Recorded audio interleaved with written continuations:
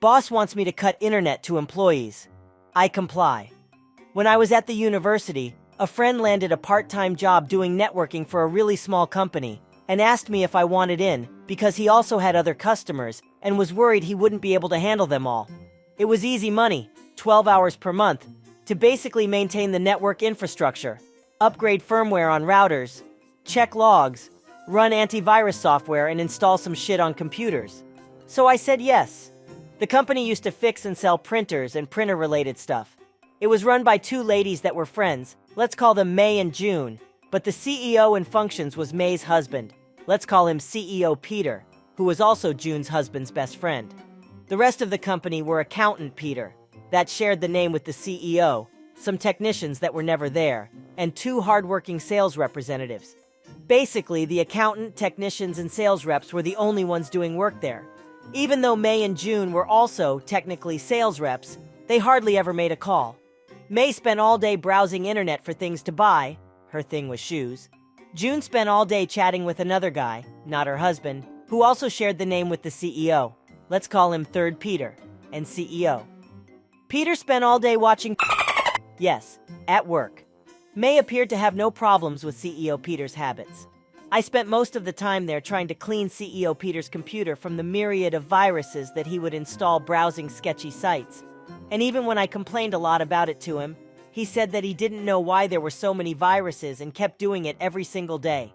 The place was full of drama, and after a while, me and my friend would pretend to have work to do there and spent time there just for the LOLs. One day, May approaches me furious, saying that she caught one of the sales reps browsing internet instead of doing calls. She wanted to disable internet for the reps. I checked the logs. The rep browsed the specs of one of the machines she was selling, a newer model she wasn't familiar with. So, cue malicious compliance. I disabled internet for the whole company. About 2 minutes later, May, June, and CEO Peter came running to the server room, shouting about what the hell was happening to their internet. Accountant and sales rep pretty much never realized something changed, because they were hard at work. I told them that May made me do it.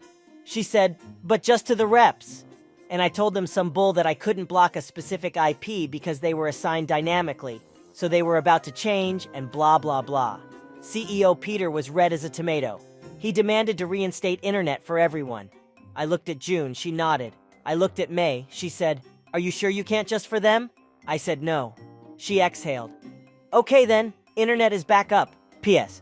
Company dissolved when June sent an email meant for Third Peter to Accountant Peter while he was looking at a thing with CEO Peter, who saw the email. That day I think we spent like 4 hours in the company. The only thing lacking was popcorn. PS2. CEO Peter made hilarious attempts to hide his usage. Once he had a CD named something like Big-Breasted Gals and told me it was a kid's movie. PS3.